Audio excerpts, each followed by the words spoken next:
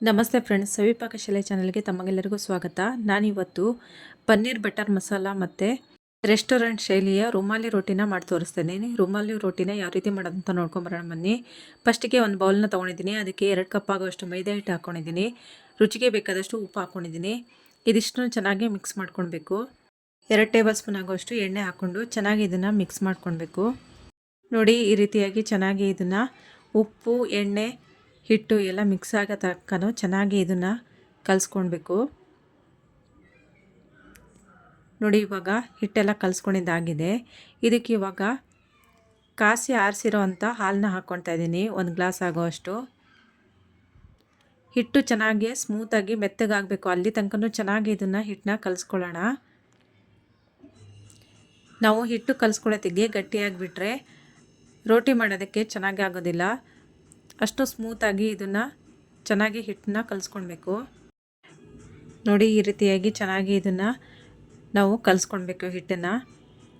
ಈಗ ಇದಕ್ಕೆ ಕೊನೆಯಲ್ಲಿ ಒಂದು ಸ್ವಲ್ಪ ಎಣ್ಣೆನ ಹಾಕ್ಕೊಂಡು ಚೆನ್ನಾಗಿ ಇದನ್ನು ಕೈಯಲ್ಲಿ ಒತ್ತಿ ಒತ್ತಿ ನಾವು ಇದನ್ನು ಕಲಿಸ್ಕೊಳ್ಬೇಕು.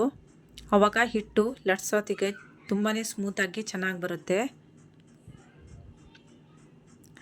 ನೋಡಿ, ಕೈ ಹಸ್ತದಿಂದ ಚೆನ್ನಾಗಿ ಇದನ್ನು ನಾದ್ಕೊಳ್ಬೇಕು ಹಿಟ್ಟನ್ನು. ಈ ರೆಸ್ಟೋರೆಂಟ್ಗಳಲ್ಲೆಲ್ಲ ಸಿಗುತ್ತಲ್ಲ ರುಮಾಲಿ ರೋಟಿ, ಅದೇ ಥರನೇ ಟೇಸ್ಟು ಮನೆಯಲ್ಲೂ ನಾವು ಮಾಡ್ಕೊಂಡು ತಿನ್ಬೋದು. ಈ ರೀತಿಯಾಗಿ ಹಿಟ್ಟು ಚೆನ್ನಾಗಿ ಹದವಾಗಿ ನಾವು ಕಲಿಸ್ಕೊಂಡ್ರೆ.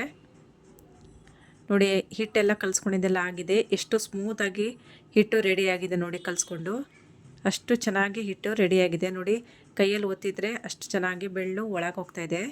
ಇವಾಗ ಕಲಸಿರೋ ಹಿಟ್ಟನ್ನು ಒಂದು ಪ್ಲೇಟ್ನ ಮುಚ್ಚಿ ಒಂದು 2 ಅವರ್ ಅಥವಾ ಟೈಮ್ ಇಲ್ಲ ಅಂತ ಹೇಳಿದ್ರೆ 1 ಅವರು ಇಲ್ಲ ಅರ್ಧ ಗಂಟೆ ಬಿಟ್ಟರೆ ಸಾಕಾಗುತ್ತೆ. ಇವಾಗ ಪನ್ನೀರನ್ನ ಕಟ್ ಮಾಡಿಕೊಂಡು ಅದಕ್ಕೆ ಮಸಾಲಾನ ಹಾಕಿ ಕಲಸಿಡೋಣ. ಪನ್ನೀರ್ಗೆ ನಾನು 1/4 ಟೀ ಸ್ಪೂನ್ ಆಗೋಷ್ಟು ಅರಿಶಿನ ಪುಡಿ, 1/4 ಟೀ ಸ್ಪೂನ್ ಆಗೋಷ್ಟು ಉಪ್ಪು, 1/4 ಟೀ ಸ್ಪೂನ್ ಆಗೋಷ್ಟು ಖಾರದ ಪುಡಿ ಹಾಕಿ ಚೆನ್ನಾಗಿ ಇದನ್ನು ಮಿಕ್ಸ್ ಮಾಡಿ ಕಲಸಿಡ್ತಾ ಇದ್ದೀನಿ.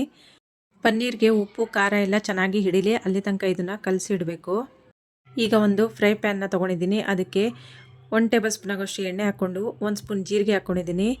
ಇದಕ್ಕೆ ಇವಾಗ ಗರಂ ಮಸಾಲಾನ ಹಾಕ್ಕೊಳ್ತಾ ಇದ್ದೀನಿ. ಚಕ್ಕೆ, ಲವಂಗ, ಏಲಕ್ಕಿ, ಕಾಳುಮೆಣಸು, 1 ಪಲಾವ್ ಎಲೆನ ಹಾಕ್ಕೊಂಡಿದ್ದೀನಿ. ಇದಿಷ್ಟು ಚೆನ್ನಾಗಿ ಫ್ರೈ ಆದ್ರ ಮೇಲೆ ಒಂದು 10ರಿಂದ 12 ಎಸಳು ಬೆಳ್ಳುಳ್ಳಿನ ಹಾಕ್ಕೊಂಡಿದ್ದೀನಿ. 2ರಿಂದ 3 ಹಸಿಮೆಣಸಿನ್ಕಾಯಿನ ಹಾಕ್ಕೊಂಡು ಚೆನ್ನಾಗಿ ಹುರ್ಕೊಳ್ಬೇಕು. ಈಗ ಒಂದು ಸ್ವಲ್ಪ ಅದು ಫ್ರೈ ಆಗಿದೆ. ಇದಕ್ಕೆ 2ರಿಂದ 3 ಈರುಳ್ಳಿನ ಕಟ್ ಮಾಡ್ಕೊಂಡು ಹಾಕ್ಕೊಂಡಿದ್ದೀನಿ. ಈರುಳ್ಳಿ ಚೆನ್ನಾಗಿ ಫ್ರೈ ಆಗಲಿ. ಈರುಳ್ಳಿ ಒಂದು ಸ್ವಲ್ಪ ಕೆಂಪಗಾಗ್ತಾ ಇದ್ದಂಗೆ ಅದಕ್ಕೆ ಅರ್ಧ ಇಂಚಷ್ಟು ಶುಂಠಿನ ಕಟ್ ಮಾಡ್ಕೊಂಡು ಹಾಕ್ಕೊಂಡಿದ್ದೀನಿ. 2ರಿಂದ 3 ಟೊಮೆಟೊನ ಕಟ್ ಮಾಡ್ಕೊಂಡು ಹಾಕ್ಕೊಂಡಿದ್ದೀನಿ. ಟೊಮೆಟೊ ಒಂದು ಸ್ವಲ್ಪ ಚೆನ್ನಾಗಿ ಮೆತ್ತಗಾಗಲಿ, ಅಲ್ಲಿ ತನಕ ಇದನ್ನು ಫ್ರೈ ಮಾಡ್ಕೊಳ್ಬೇಕು. ಕೊನೆಯಲ್ಲಿ ಇದಕ್ಕೆ ನಾನು 10 ನಿಮಿಷ ಮುಂಚೆನೇ ಗೋಡಂಬಿನ ನೀರಲ್ಲಿ ನೆನೆಸಿಟ್ಟಿದ್ದೆ. ಆ ನೀರನ್ನ ತೆಗೆದುಬಿಟ್ಟು ಗೋಡಂಬಿನ ಹಾಕ್ಕೊಳ್ತಾ ಇದ್ದೀನಿ. ಗೋಡಂಬಿ ಹಾಕ್ಕೊಂಡು ಚೆನ್ನಾಗಿ ಇದನ್ನು ಒಂದು 2 ನಿಮಿಷ ಫ್ರೈ ಮಾಡ್ಕೊಳ್ಬೇಕು. ಈಗ ಫ್ರೈ ಮಾಡ್ಕೊಂಡಿದ್ದು ಆಗಿದೆ. ಒಂದು 5 ನಿಮಿಷ ತಣ್ಣಗೂ ಆಗಿದೆ. ಇದನ್ನು ಇವಾಗ ಮಿಕ್ಸಿ ಜಾರ್ಗೆ ಹಾಕ್ಕೊಳ್ತಾ ಇದ್ದೀನಿ. ಇದಕ್ಕೊಂದು ಸ್ವಲ್ಪ ನೀರು ಸೇರಿಸ್ಕೊಂಡು ಚೆನ್ನಾಗಿ ಇದನ್ನು ನುಣ್ಣಗೆ ಮಸಾಲಾನ ರುಬ್ಕೊಳ್ಬೇಕು. ಈಗ ಪನ್ನೀರನ್ನ ಹುರ್ಕೊಳ್ಳೋಣ. ಒಂದು ಫ್ರೈ ಪ್ಯಾನ್ನ ಇಟ್ಕೊಂಡಿದ್ದೀನಿ. ಅದಕ್ಕೆ 1 ಸ್ಪೂನ್ ಆಗೋಷ್ಟು ಬೆಣ್ಣೆ ಹಾಕ್ಕೊಂಡಿದ್ದೀನಿ. 1 ಸ್ಪೂನ್ ಆಗೋಷ್ಟು ಎಣ್ಣೆ ಹಾಕ್ಕೊಂಡು ಬೆಣ್ಣೆ ಚೆನ್ನಾಗಿ ಕರಗಿದ್ರ ಮೇಲೆ ಇದಕ್ಕೆ ನಾವು ಪನ್ನೀರನ್ನ ಕಟ್ ಮಾಡಿಕೊಂಡು ಏನು ಮಿಕ್ಸ್ ಮಾಡಿ ಇಟ್ಟಿದ್ವಲ್ಲ, ಉಪ್ಪು ಖಾರ ಎಲ್ಲ ಹಾಕಿ ಅದನ್ನು ಹಾಕಿ ಚೆನ್ನಾಗಿ ಪನ್ನೀರನ್ನ ಇವಾಗ ಫ್ರೈ ಮಾಡ್ಕೊಳ್ಬೇಕು. ನೋಡಿ, ಪನ್ನೀರೆಲ್ಲ ಚೆನ್ನಾಗಿ ಫ್ರೈ ಆಗಿದೆ. ಇದನ್ನ ಇವಾಗ ಪಕ್ಕಕ್ಕೆ ಎತ್ತಿಟ್ಕೊಂಡು ಗ್ಯಾಸ್ ಮೇಲೆ ಒಂದು ಕಡಾಯಿನ ಇಟ್ಕೊಳ್ತಾ ಇದ್ದೀನಿ. ಅದಕ್ಕೆ 1 ಸ್ಪೂನ್ ಆಗೋಷ್ಟು ಬೆಣ್ಣೆ, 1 ಟೇಬಲ್ ಸ್ಪೂನ್ ಆಗೋಷ್ಟು ಎಣ್ಣೆ ಹಾಕ್ಕೊಂಡಿದ್ದೀನಿ. ಬೆಣ್ಣೆ ಚೆನ್ನಾಗಿ ಕರಗಲಿ. ಬೆಣ್ಣೆ ಇಲ್ಲ ಅಂತ ಹೇಳಿದ್ರು ಪರವಾಗಿಲ್ಲ, ತುಪ್ಪನಾದರೂ ಹಾಕ್ಕೊಂಡು ಮಾಡ್ಕೊಬೋದು. ಬೆಣ್ಣೆ ಎಲ್ಲ ಚೆನ್ನಾಗಿ ಕರಗಿದೆ. ಇವಾಗ ಇದಕ್ಕೆ 2 ಪಲಾವ್ ಎಲೆನ ಕಟ್ ಮಾಡಿಕೊಂಡು ಹಾಕ್ಕೊಳ್ತಾ ಇದ್ದೀನಿ. ಈಗ ಚಿಕ್ಕದಾಗಿ ಕಟ್ ಮಾಡಿರುವಂತಹ 2 ಈರುಳ್ಳಿನ ಹಾಕ್ಕೊಂಡು ಚೆನ್ನಾಗಿ ಇದನ್ನು ಫ್ರೈ ಮಾಡ್ಕೊಳ್ಬೇಕು. ಈರುಳ್ಳಿ ತುಂಬಾ ಚಿಕ್ಕದಾಗಿ ಕಟ್ ಮಾಡ್ಕೊಬೇಕು, ಜಾಸ್ತಿ ದೊಡ್ಡದಾಗಿ ಕಟ್ ಮಾಡ್ಕೊಳಕ್ಕೆ ಹೋಗ್ಬೇಡಿ. ನೋಡಿ, ಈರುಳ್ಳಿ ಎಲ್ಲ ಒಂದು ಸ್ವಲ್ಪ ಚೆನ್ನಾಗಿ ಕೆಂಪಗಾಗಿದೆ, ಬ್ರೌನ್ ಕಲರ್ ಬಂದಿದೆ. ಇವಾಗ ಇದಕ್ಕೆ 1 ಸ್ಪೂನ್ ಆಗುವಷ್ಟು ಅಚ್ಕಾರದ ಪುಡಿ ಹಾಕ್ಕೊಳ್ತಾ ಇದ್ದೀನಿ. 1/4 ಟೀ ಸ್ಪೂನ್ ಆಗುವಷ್ಟು ಅರಿಶಿನ ಪುಡಿ ಹಾಕ್ಕೊಂಡಿದ್ದೀನಿ. 1 ಸ್ಪೂನ್ ಆಗುವಷ್ಟು ಧನಿಯಾ ಪುಡಿನ ಹಾಕ್ಕೊಂಡು ಚೆನ್ನಾಗಿ ಇದನ್ನು ಮಿಕ್ಸ್ ಮಾಡ್ಕೊಳ್ಬೇಕು. ಇದಿಷ್ಟು ಇವಾಗ ಚೆನ್ನಾಗಿ ಫ್ರೈ ಆಗಿದೆ. ಇದಕ್ಕೆ ಇವಾಗ ನಾವೇನು ಮಸಾಲಾನ ರುಬ್ಬಿಟ್ಕೊಂಡಿದ್ವಲ್ಲ ಆ ಮಸಾಲಾನ ಹಾಕ್ಕೊಳ್ತಾ ಇದ್ದೀನಿ. ಮಸಾಲಾನ ಹಾಕಿ ಚೆನ್ನಾಗಿ ಇದನ್ನು ಎಣ್ಣೆ ಬಿಡೋ ತನಕ ಫ್ರೈ ಮಾಡ್ಕೊಳ್ಬೇಕು. ನೋಡಿ, ಈ ರೀತಿಯಾಗಿ ಚೆನ್ನಾಗಿ ಇದನ್ನು ಹುರ್ಕೊಳ್ಳೋಣ. ಜಾಸ್ತಿ ಹೊತ್ತೇನು ಫ್ರೈ ಮಾಡ್ಕೊಳ್ಬೇಕಂತ ಏನಿಲ್ಲ. ಇಲ್ಲೇ ನಾವು ಮಸಾಲನೆಲ್ಲ ಫ್ರೈ ಮಾಡ್ಕೊಂಡಿದ್ದೀವಿ. ನಂತರ ನಾವು ರುಬ್ಕೊಂಡಿರೋದ್ರಿಂದ ಜಾಸ್ತಿ ಏನು ಫ್ರೈ ಮಾಡ್ಕೊಳ್ಳೋದೇನು ಬೇಕಾಗಿಲ್ಲ. ಇವಾಗ ರುಚಿಗೆ ಬೇಕಾದಷ್ಟು ಉಪ್ಪು ಹಾಕ್ಕೊಳ್ತಾ ಇದ್ದೀನಿ. ಉಪ್ಪು ಹಾಕಿ ಚೆನ್ನಾಗಿ ಇದನ್ನು ಕುದಿಸ್ಕೊಳ್ಬೇಕು. ನಾನಿಲ್ಲಿ ಈರುಳ್ಳಿ ಎಲ್ಲ ಫ್ರೈ ಮಾಡೋತ್ತಿಗೆ ಚಕ್ಕೆ ಲವಂಗ ಏಲಕ್ಕಿ ಎಲ್ಲ ಏನೂ ಹಾಕ್ಕೊಳಕ್ಕೆ ಹೋಗಿಲ್ಲ. ಗರಂ ಮಸಾಲ ಎಲ್ಲ ಜಾಸ್ತಿ ಹಾಕಿಬಿಟ್ರೆ ಚೆನ್ನಾಗಿರೋದಿಲ್ಲ ತಿನ್ನೋತ್ತಿಗೆ. ಮಸಾಲ ಎಲ್ಲ ಜಾಸ್ತಿ ಹಾಕ್ಕೊಳಕ್ಕೆ ಹೋಗಬೇಡಿ. ಜಾಸ್ತಿ ಹಾಕ್ಕೊಂಡ್ರೆ ಮಸಾಲ ಸ್ಮೆಲ್ಲೇ ಹೊಡಿತಾ ಇರ್ತದೆ, ಚೆನ್ನಾಗಿರೋದಿಲ್ಲ ತಿನ್ನೋತ್ತಿಗೆ. ಇವಾಗ ಇದಕ್ಕೆ ಮಿಕ್ಸಿ ಜಾರ್ ತೊಳೆದಿದ್ದ ನೀರನ್ನ ಹಾಕ್ಕೊಳ್ತಾ ಇದ್ದೀನಿ. ಜಾಸ್ತಿ ನೀರು ಹಾಕ್ಕೊಂಡು ತೆಳು ಮಾಡ್ಕೊಳಕ್ಕೆ ಹೋಗಬೇಡಿ. ಇವಾಗ ಇದಕ್ಕೆ 2-3 ಸ್ಪೂನ್ ಆಗುವಷ್ಟು ಮೊಸರು ಹಾಕ್ಕೊಳ್ತಾ ಇದ್ದೀನಿ.